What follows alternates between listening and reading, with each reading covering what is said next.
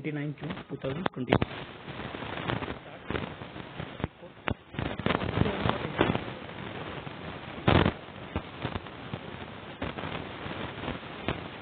जो दुनिया की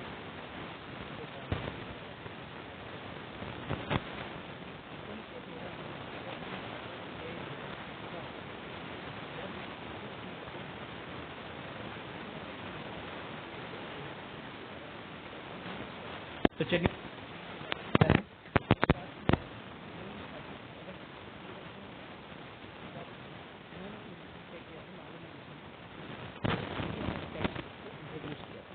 ठीक है। अगर इनकी बात की जाए आज के टाइम पे भी हमारी स्टैटिस्टिक कितनी इंपॉर्टेंस है ये सभी को पता है। स्टैटिस्टिक की वजह से हम बड़े बड़े डाटा को कहीं ना कहीं इजीली कैलकुलेशन कर लेते हैं। ठीक है, अगर हमारे पास एक्यूरेट डाटा मिल जाए तो क्या हम कैलकुलेशन को और इजी नहीं बना सकते? तो वही चीज यहाँ बताया जा रहा है। महालनोबिस जो कि इंट्रोड्यूस किए थे हमारे में स्टैटिस्टिक को इंडिया में, और आज कहीं ना कहीं उनकी रिक्वायरमेंट क्या है, जरूरत पड़ रही है इस चीज के लिए। इन्होंने एडवांस स्टैटिस्टिक को उस टाइम पे दिया था जब देश आजाद हुआ था, जब देश की शुरुआत हुई थी, हमारे इंडिया की शुरुआत हुई थी, तब कहीं ना कहीं इन्होंने एक फाउंडिंग रूप में दिया था कि इंडिया को एक स्टैटिस्टिक का रूप दिया था, एडवांस स्टैटिस्टिक दिया था, और इन्होंने पूरे इंडिया में सर्वे किया था, सर्वे कल्चर इन इंडिया। ठीक है, अगर इनकी बात की जाए, इन्होंने एक कॉलेज भी बनवाया उस नाम पे, इंडियन स्टैटिस्टिकल इंस्टीट्यूशन। कहाँ पे? आपके फाउंडेशन किया था कोलकाता में।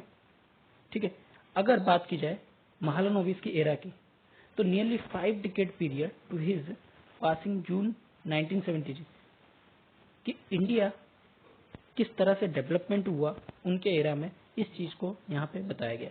इनकी जो शिफ्टिंग है, सोशियो इकोनॉमिक कंडीशन किस तरह थी और किस तरह से ये डायनेमिक होके चेंज होती रही, और आज के टाइम पे पोस्ट पेंडेमिक टाइम पे भी किस तरह से हमारे यहाँ पे काम कर रही है इनके स्टैटिस्टिक, और साथ ही साथ क्या तरीका होता अगर ये आज जिंदा होते, किस तरीके की कंडीशंस होती अगर ये आज के टाइम पे बिग डाटा और एआई को टैकल कर रहे होते। यानी कि एआई को अगर इनके सामने एक बड़ा डाटा होता और इनको कहा जाए कि आर्टिफिशियल इंटेलिजेंस के तहत पे इनको किस तरह से टैकल किया जाए। अगर बात की जाए बड़े डाटा की, आज के टाइम जो है वो क्या है, डाटा हमारे पास बहुत ज़्यादा है, डाटा बहुत बिग होते जा रहे हैं, और जितना डाटा बिग होते जा रहा है उसकी कैलकुलेशन भी कहीं ना कहीं उतनी इम्पोर्टेंस रखती है, ताकि उसको बेटर तरीके से एनालाइज किया जा सके और जो बेनिफिट है वो लोगों तक पहुंचाया जा सके। गवर्नमेंट की यही प्रक्रिया जो है वो चलती है, ताकि वो ज़्यादा से ज़्यादा डाटा को कैलकुलेट कर सके, एनालिसिस कर सके, और उनके बारे में एक ओवरव्यू निकाल के किस तरह से काम करनी चाहिए उस बात को गवर्नमेंट के सामने रखती है। ठीक है, अगर बात की जाए आज के टाइम पे कहीं ना कहीं हम बड़े डाटा की तरफ और बड़े स्टैटिस्टिकल की तरफ से हम लोग क्या हो रहे, शिफ्ट हो रहे, जहां हमारे लिए एक इंटरनेट आज के टाइम पे बहुत जरूरी बन गया है, और इंटरनेट के साथ साथ जो वर्चुअली थिंग्स अभी जो नई नई डेवलपमेंट हो रही है वो भी कहीं ना कहीं जुड़ रहे हैं, जिसके कारण से हम लोग इंटरनेट ऑफ थिंग यानी कि IoT के साथ जुड़ रहे हैं। अगर बात की जाए डाटा की, ये कहीं ना कहीं बहुत ज़्यादा आज के टाइम पे बढ़ चुके हैं। अगर इनको much more data what is available technology can leverage. अगर डाटा बढ़ रहा है, अगर टेक्नोलॉजी बढ़ रहा है, उसके साथ साथ डाटा भी क्या हो रहे हैं, बढ़ रहे हैं, जिसके कारण से आज के टाइम पे ये हमारे लिए बहुत बड़ी आज के टाइम पे प्रॉब्लम हो चुकी है।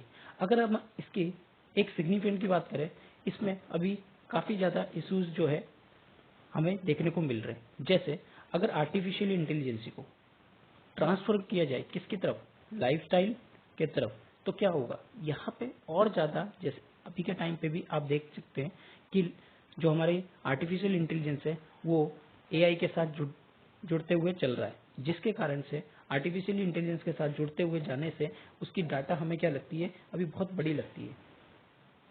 ठीक है, जो हमारी कंडीशन डेमोक्रेसी जो थी, इंडिया की डेमोक्रेसी जो डेवलपमेंट के जब अर्ली डेवलपमेंट के टाइम पे और आज के टाइम पे कंपैरिजन किया जाए तो काफी ज्यादा फर्क नजर आता है। डाटा अक्सर क्या दिखाते हैं, हमारी जब बड़े होते हैं, कब डाटा हमारे बड़े तब होते हैं जब हमारी टेक्नोलॉजी जो होती है टाइम के साथ साथ बड़े होते जाते हैं, और अगर हम इसको एनालाइज करने में फेल होते हैं तो कहीं ना कहीं हमारी कमी होती है कि हम वो जो टेक्नोलॉजी है उन टेक्नोलॉजी का इस्तेमाल ठीक तरीके से नहीं कर पा रहे। महालनोबिस ने डाटा प्रॉब्लम को सॉल्व करने के लिए बड़े लेवल पे क्या किया था, इन्होंने सर्वे वगैरह किए थे, इफेक्टिव प्लानिंग वगैरह बनाए थे, जिसके कारण से इन्होंने बहुत सारे जो डाटा है उनको हैंडल कर पाए थे। और आज के टाइम पे देखा जाए हमारे पास एआई कंडीशन होने के बाद भी हम बहुत सारे डाटा में लैग कर जाते हैं।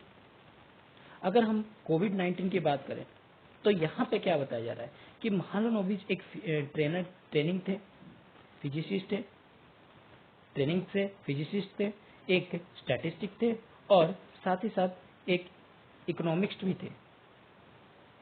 उन्होंने उस टाइम पे टेक्नोलॉजी का कहीं ना कहीं ऐसा लगता है कि उन्होंने टेक्नोलॉजी का इस्तेमाल किया हुआ, क्योंकि इतने बड़े उस टाइम पे भी अगर बात की जाए आज़ादी के बाद भी, आज तो हम एआई की मदद से उसको टैकल कर ले, लेकिन एक टाइम ऐसा भी था जब हमारे पास एआई कंडीशन भी नहीं था, तो ऐसा लगता है कि शायद उस टाइम पे भी महालनोबिस ने एआई का इस्तेमाल किया होगा। और इस तरह की जो ग्राउंड दिया है, मतलब स्टैटिस्टिक में इतने बड़े लेवल पे डाटा जो उन्होंने प्रोवाइड किया है, वो इम्पॉसिबल सा लगता है अगर उन्होंने एआई का अगर इस्तेमाल नहीं किया होगा। उस टाइम की जनसंख्या और आज की जनसंख्या में कोई ज़्यादा अगर देखा जाए तो अंतर तो आया है, लेकिन उस टाइम पे मेडिकल फैसिलिटीज़ भी बढ़ी है। जो टाइम हमारी आज़ादी से पहले थी, 1922 की बात करें और 2023 की बात करें और 2023 में, इनमें बहुत ज़्यादा डिफरेंस आया है, बहुत ही ज़्यादा।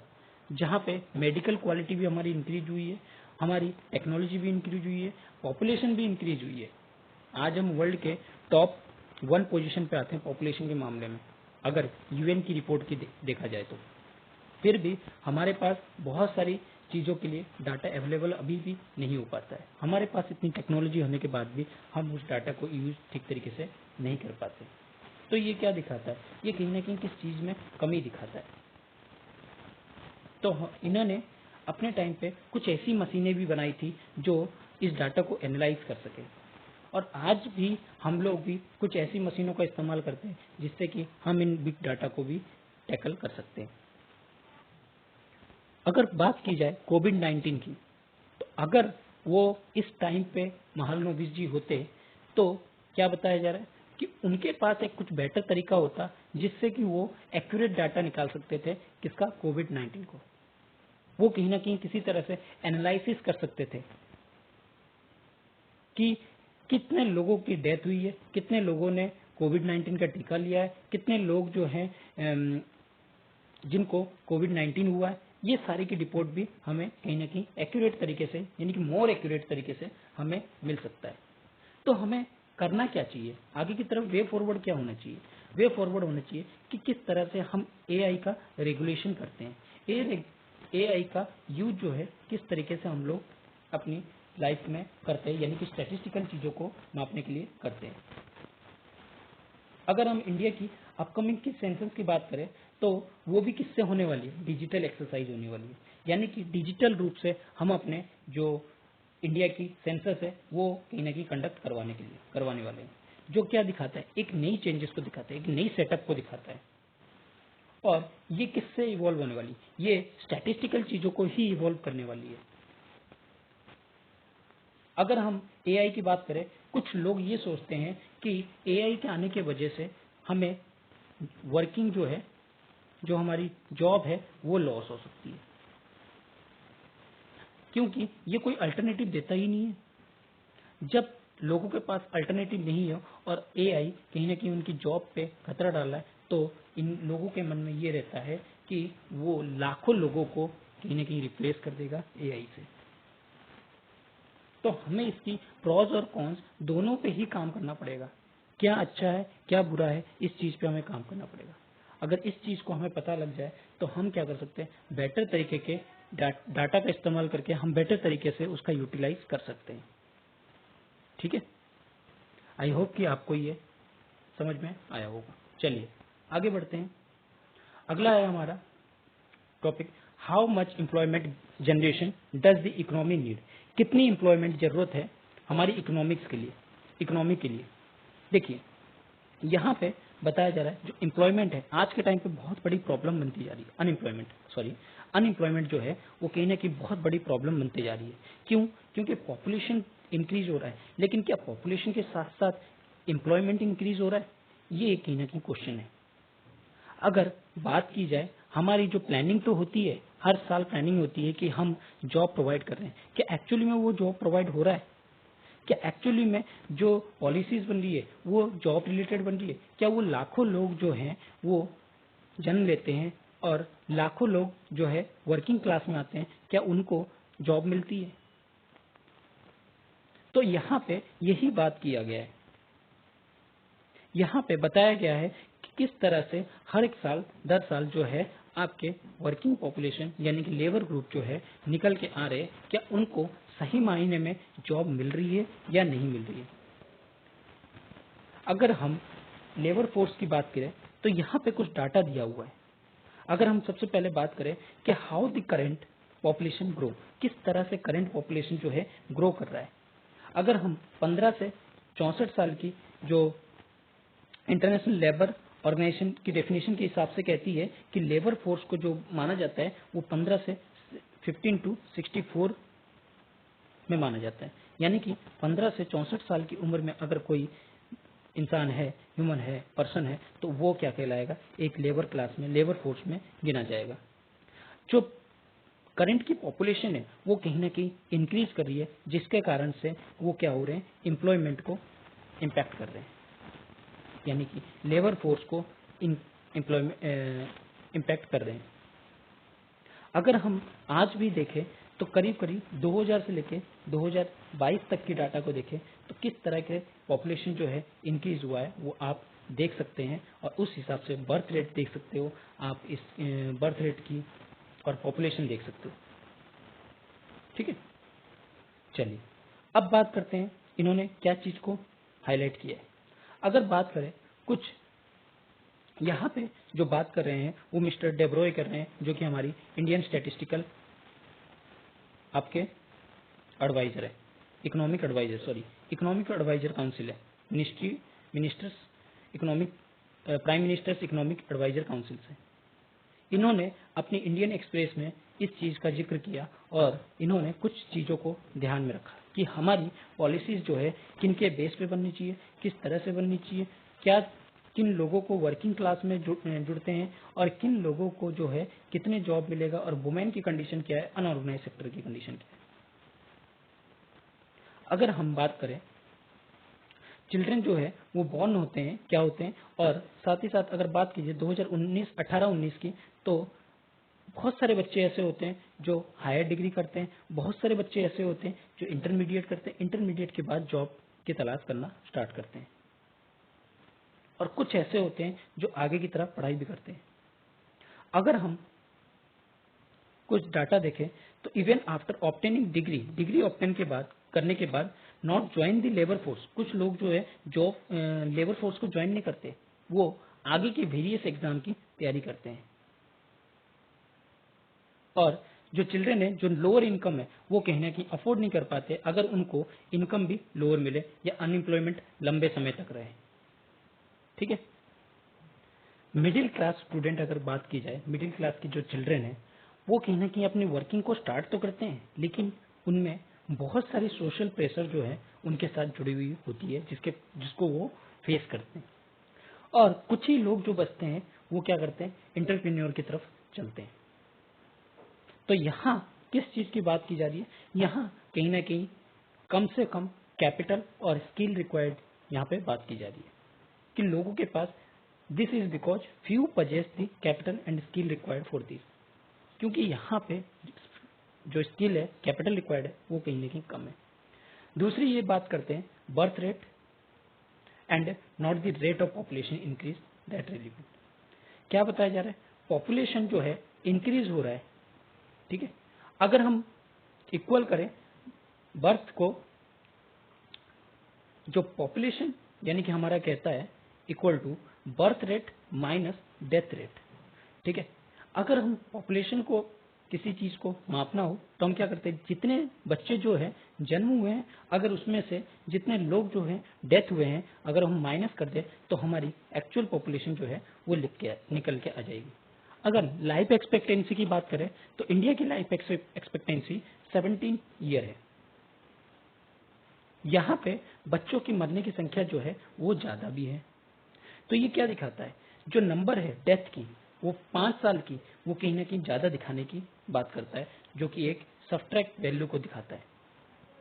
अगर हम इस चीज को नेग्लिजिबल कर दे, जो कि 5 से 50 साल के बीच में है जो डाई होने वाले, तो हमें एक पॉपुलेशन जो है काफी हद तक दिखने को नजर आएगी कि वर्किंग क्लास में जो है लेबर फोर्स में नजर आती हुई दिख रही है। जो पॉपुलेशन है वो कहीं ना कहीं एंटर कर रही है एक वर्किंग लेबर की तरफ, यानी कि लेबर फोर्स की तरफ।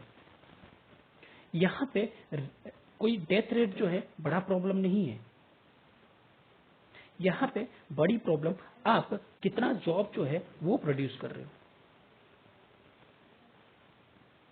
आप कितना जो है लोगों को स्किल कर रहे हो, लोग किस तरह से अपने काम को शुरुआत कर रहे हैं। अगर हम 2000 की बात की जाए तो यहाँ पे इंक्रीज जो हुआ है फिगर वो 2 करोड़ 80 लाख 61,890 हुआ है। अगर वहीं 2002 की देखा जाए तो लेबर फोर्स कितना थे, 2 करोड़ 79 लाख करीब, और 2005 में आपके 2 लाख 77। यही चीज अगर 2022 में देखा जाए तो कहीं ना कहीं 2 करोड़ 41 लाख 67,206। तो हमें क्या करना चाहिए, हमें कहीं ना कहीं इंटरप्रेन्योरशिप को और स्किल्स को लोगों के बीच में इंक्रीज करना पड़ेगा, हमारे फंड्स को रिलीज करना पड़ेगा। किस चीज में, एजुकेशन सेक्टर में प्लस इंफ्रास्ट्रक्चर सेक्टर में, यानी कि हमें इंफ्रास्ट्रक्चर सेक्टर में ज्यादा डेवलपमेंट करनी पड़ेगी। स्किल्स में आप एजुकेशन सेक्टर के साथ लिंक कर सकते हो, तो जिससे लोगों के बीच में पोटेंशियल जो है वो डेवलप हो। अगर वो पोटेंशियल डेवलप होती है तो कहीं ना कहीं वो वर्किंग क्लास जो है, लेबर क्लास जो है, एक बेटर वर्किंग पोजीशन पे पहुंच पाएंगे। अगर हम बात करें एजुकेशन डाटा की तो वो हमें क्या बताते हैं कि the relevant age group enrol for each this degree, so those not enrol would potential join to labour force. अगर पोटेंशियल है तो वो आगे की डिग्रीज की पढ़ाई करते हैं, लेकिन अगर वो पोटेंशियल नहीं है तो कहीं ना कहीं वो किसमें चले जाते हैं, आपके लेबर फोर्स में। तो ये किस चीज की कमी है, देखिए बहुत सारी ऐसी चीजें। अगर हम एजुकेशन की बात करें, अगर किसी बच्चे को एजुकेशन टाइमली नहीं मिले, गर्ल्स के ही एग्जांपल लेते हैं, गर्ल्स को अगर 12th के बाद करने ही ना दिया जाए तो वो एक फोर्स लेबर के रूप में ही दिखेगी। जैसे यहाँ पे बताया जा रहा है कि fewer women are likely to join labour force for social reason, लेकिन यहाँ पे अगर बात की जाए लड़कियों की, गर्ल्स की, वुमेन्स की, तो यहाँ पे क्या बताया जा रहा है, ये लोग क्या है, कुछ सोशल रीजन की वजह से ही कुछ ही जो है औरतें जो हैं लेबर फोर्स में जो है इनको इंक्लूड किया जाता है। अगर 2022 की डाटा देखा जाए तो 1068 लड़की जो है मैन है, जहां पे 1000 वुमेन है। इसका मतलब क्या है, जो 48.35% जो टोटल नंबर है वो भी वुमेन है। यहाँ पे एज्यूम किया जाता है 25% will not be able to work social reason, 25% जो है वो सोशल रीजन की वजह से काम नहीं कर पाते। जो यील्ड है हमारी 2 करोड़ 41 लाख 87,509, वो पोटेंशियल जो है यंग पीपल के अंदर है, जो कि एंटर करते हैं किसमें, आपके लेबर फोर्स में 2022 में। तो हमें इनके लिए करना क्या चाहिए, अगर मान लीजिए एक ऑर्गेनाइज सेक्टर भी ले लेते हैं, फिर उसके बाद इसके सॉल्यूशन पे आते हैं। अनऑर्गेनाइज सेक्टर, आज के टाइम पे 90% लोग जो है वो अनऑर्गेनाइज सेक्टर में है। 90 क्या 94 इसमें दे रखा है। आपके 94% जो है वो क्या कर रहे हैं, ऑर्गेनाइज सेक्टर में। और अगर बात की जाए कैसे पता चला, इससे हमें पता चलता ई श्रम पोर्टल से, जिसमें 28 करोड़ जो लोग हैं रजिस्टर्ड है नवंबर 2022 में, जिनकी 94 जो % लोग हैं वो क्या है 10,000 से भी क्या है उनकी इनकम कम है। तो यही चीज यहाँ बता रहा है कि 94% जो है यहाँ पे लेबर जो है किसमें बताया जा रहा है, अनऑर्गेनाइज सेक्टर में है, जिनकी इनकम जो है कम है, जिसके वजह से उनकी जो स्टैंडर्ड ऑफ लिविंग है वो भी क्या हो रही है, हैम्पर हो रही है।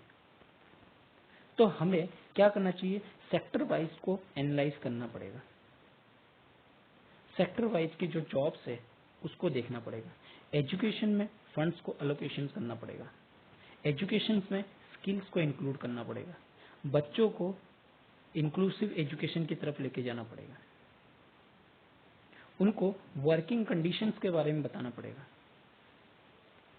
और साथ ही साथ जॉब्स के साथ साथ एंटरप्रेन्योरशिप को भी कहीं ना कहीं प्रमोट करना पड़ेगा, जिससे कि हमारे जो आगे आने वाली पॉपुलेशन है वो जो इंक्रीज हो रही है उनको भी एक बेटर जॉब मिल सके। ठीक है, चलिए आगे बढ़ते हैं। अगला है ranking and the reality of higher education. क्या बताया जा रहा है, देखिए NIRF की रिपोर्ट आई है, रिलीज हुआ है 2023 का।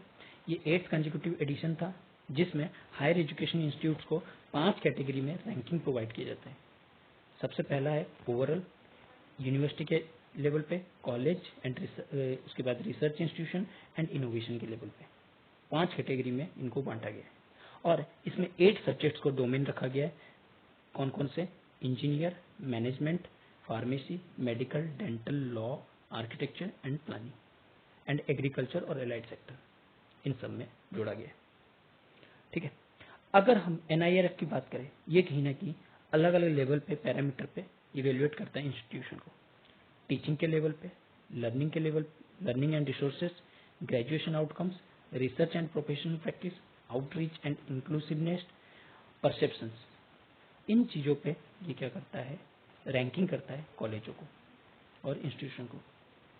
जो रैंक्स है वो इनके मार्क्स पे डिपेंड करते हैं, कितने वो सबके मार्क्स जो है कलेक्ट किए हैं उस चीज़ पे डिपेंड करेगा।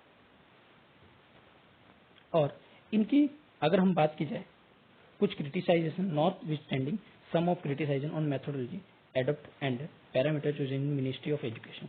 इसको सबसे पहले करवाता कौन है, मिनिस्ट्री ऑफ एजुकेशन। अगर इसमें कुछ इश्यूज भी आ रहे हैं जिनको हमें कहीं ना कहीं एड्रेस करना पड़ेगा, और वो इश्यूज क्या है उसके बारे में बात करते हैं। अगर यहाँ पे पहले इशू की बात करें तो क्या कहता है, पार्टिसिपेशन ऑफ इंस्टीट्यूशन, इंस्टीट्यूशन की पार्टिसिपेशन। मिनिस्ट्री ऑफ एजुकेशन के हिसाब से जो एडिशन है NIRF की, जिसमें 5,543 इंस्टीट्यूशन ने अपने आप को ऑफर किया कि वो रैंकिंग करना चाहते हैं ओवरऑल में, कैटेगरी स्पेसिफिक में, डोमेन स्पेसिफिक रैंकिंग में। और अगर पूरे की बात की जाए 8,686 जो है एप्लीकेशन आया for ranking submit these institution, in institution द्वारा एप्लीकेशन सबमिट किया गया। टोटल नंबर ऑफ, यहाँ पे टोटल नंबर ऑफ यूनिवर्सिटी और कॉलेज की बात की जाए तो कहीं ना कहीं ये जो डाटा है थोड़ा सा कम लगता है।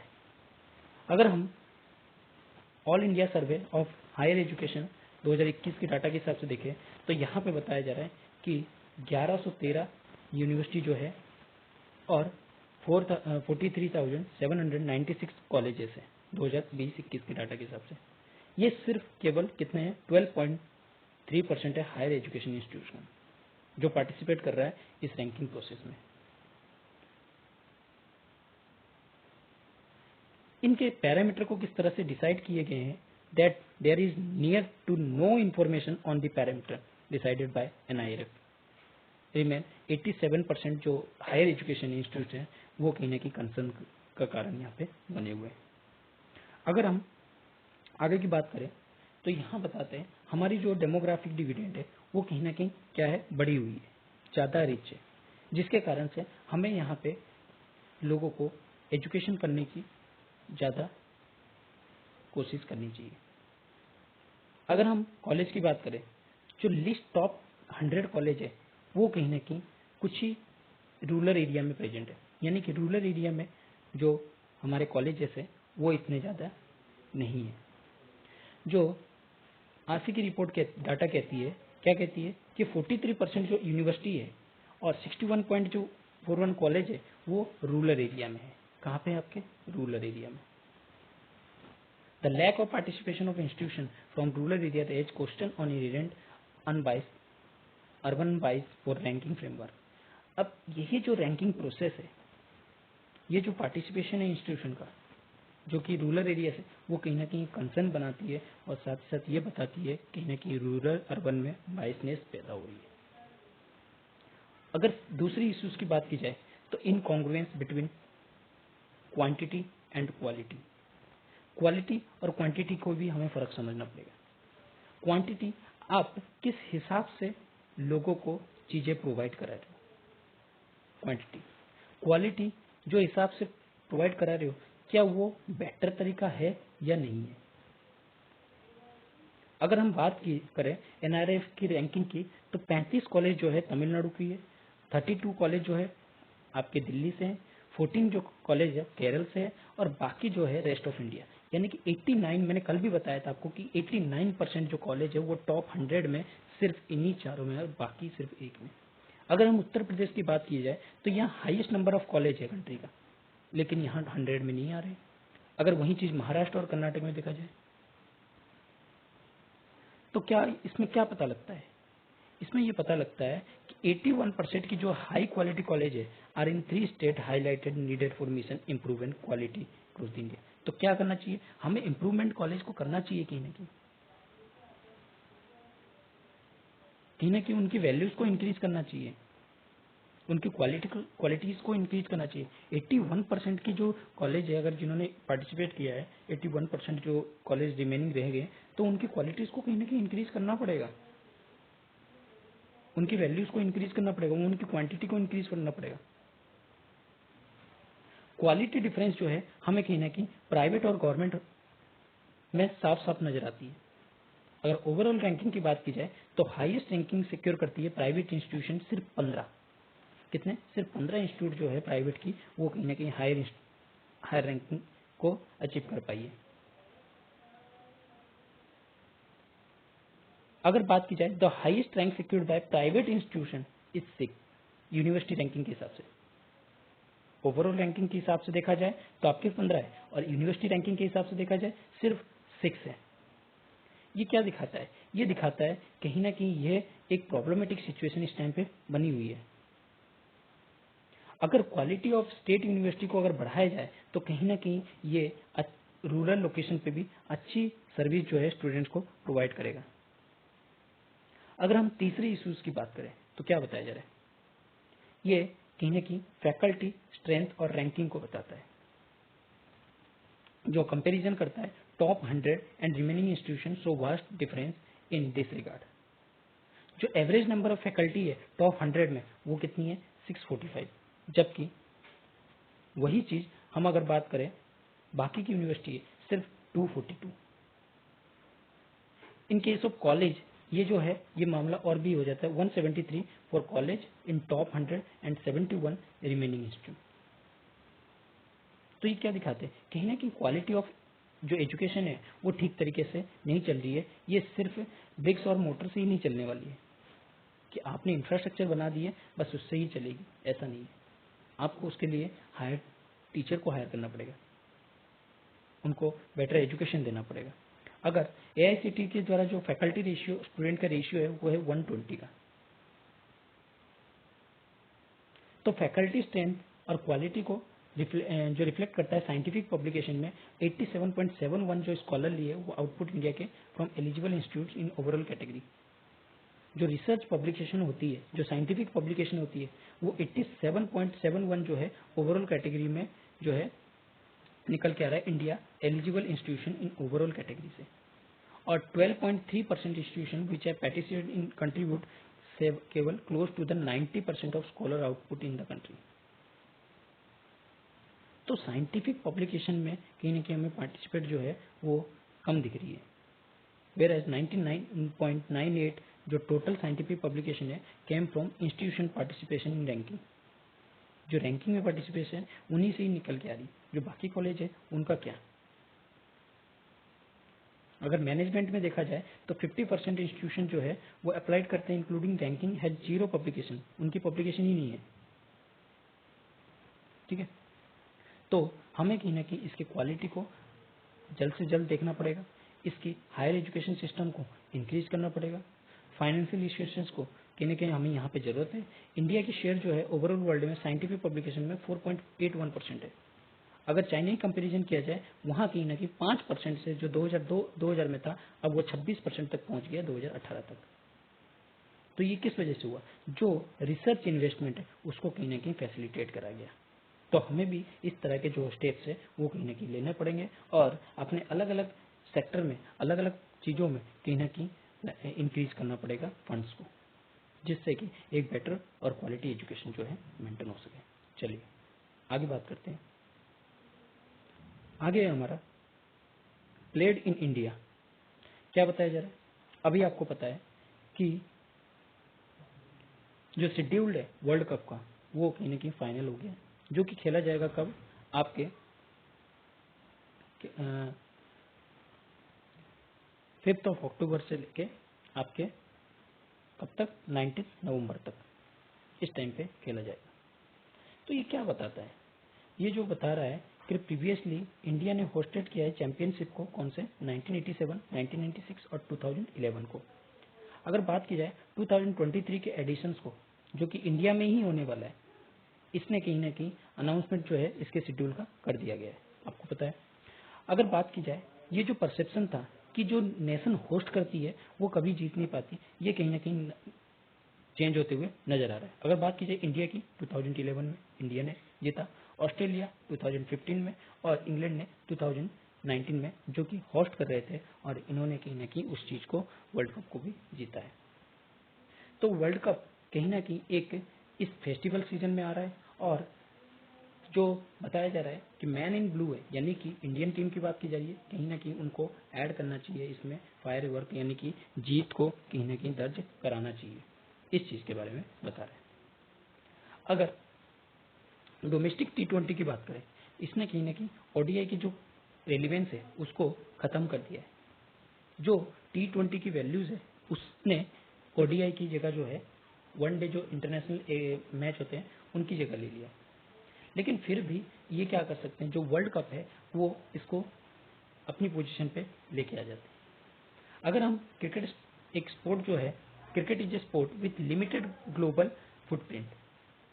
आईसीसी का ticket championship play a part of propagating game beyond form of British colony. देखिए आईसीसी का जो बिग टिकट चैंपियनशिप है वो कहीं ना कहीं एक रोल निभाती है, जिससे कि वो प्रोपोगेट कर सके किसको, जो ब्रिटिश कॉलोनीज के टाइम पे ये गेम को चला आ रहा है।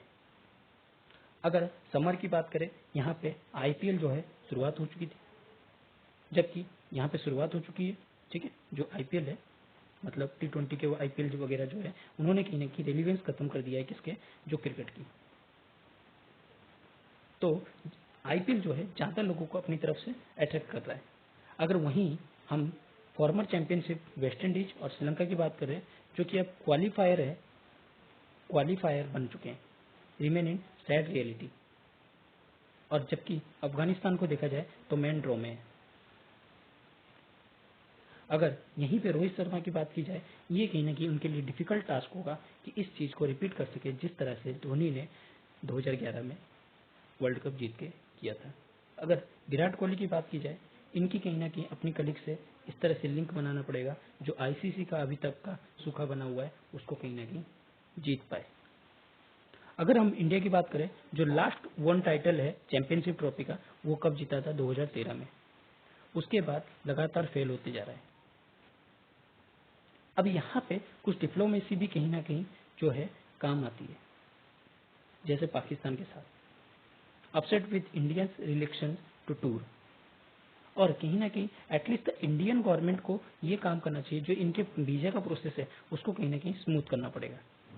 Australian Usman Khawaja with Pakistan root and Pakistan football squad had waited for visa till last minute. ये लोग लास्ट मिनट तक वीजा के लिए इंतजार करते रहे। क्या दिखाता है कि full aware sport soft power, यानी कि स्पोर्ट्स को एक सॉफ्ट पावर के रूप में देखा जाना चाहिए, ना कि आपके डिप्लोमेटिक कंडीशन के रूप में। ठीक है, आई होप कि आपको आज का लेक्चर अच्छा लगा होगा। अगर लेक्चर अच्छा लगा है तो इसको लाइक कीजिए, सब्सक्राइब कीजिए और अपने दोस्तों के साथ शेयर कीजिए। Thank you.